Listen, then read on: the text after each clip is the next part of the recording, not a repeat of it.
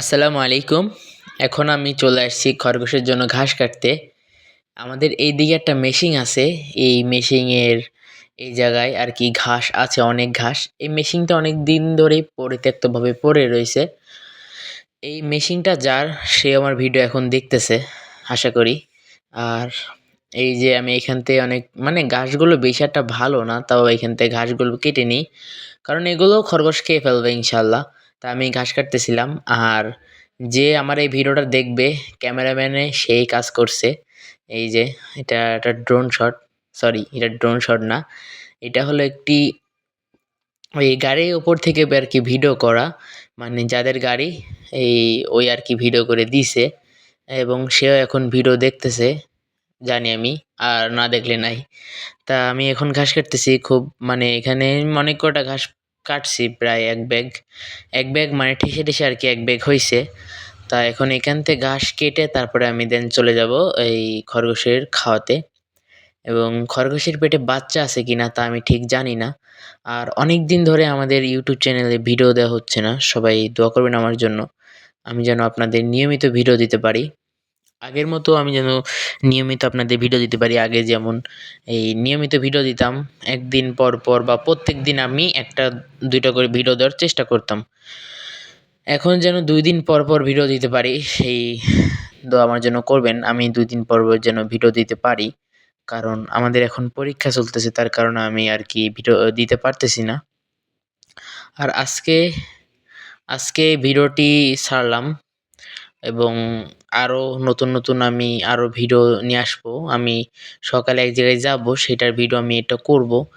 আর খামার related video আমি দেওয়ার চেষ্টা করতেছি, এবং খামার রিলেটেড ভিডিও কম আসতেছে।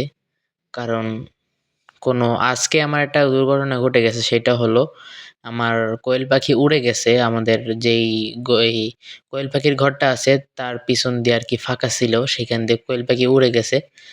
তা কি করব, সেটা আমি অন্য কোনো ভিডিওতে বলার চেষ্টা করব। আর এখন আমি ঘাসগুলো সুন্দর করে কাটতেছি, কাটতে পুরো একদম ব্যাগ ভরতেছিল, ব্যাগ মনে করছিলাম যে পুরোটা ভরে যাবে, পরে দেয় না, ভরে নাই, পরে দেয় আবার কাটছি ঘাস। এবং এই জায়গায় অনেক মজা করছি, এবং এই জায়গায় বসেছিলাম, টাইম পাস করছি, অনেক ভাল লাগলো এই জায়গায় বসে থেকে। আর ঘাসগুলো অনেক, প্রথম যে ঘাসগুলো ছিল সেগুলো একটু ভালো ছিল, দ্বিতীয়বারের ঘাসগুলো ভালো নেই, ভালো হয়নি আর কি। তার কি করব, এখান থেকে পুরো ঘাস কাটা হয়ে গেছে প্রায়।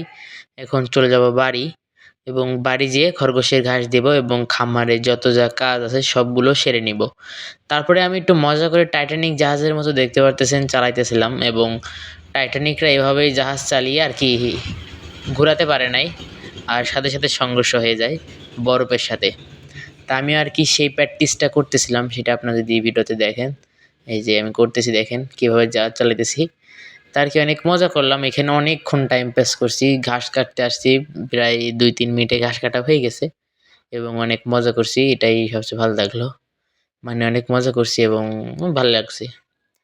যদি আপনাদের যদি গ্রামের আশেপাশে বাড়ি হয়, তাহলে আপনি মাঠে যাবেন, এখানে বন্ধু-বান্ধব নিয়ে যে একটু গল্প করলেন, একটু সারাদিনের গল্প করলেন, আর অন্যান্য কিছু করলে টাইম পাস হয়ে যায়। তারপরে আমি একটু গাড়ি চালাইতেছিলাম, সেটা দেখেন, আমি এখন গাড়ি চালাচ্ছি। তাই এই গাড়িটা আরও ভালো ছিল, আরও সুন্দর ছিল। এই গাড়িটার সব পার্টস-পাতি আর কি খুলে নিয়ে গেছে, এবং এই গাড়িতে তেলও ছিল।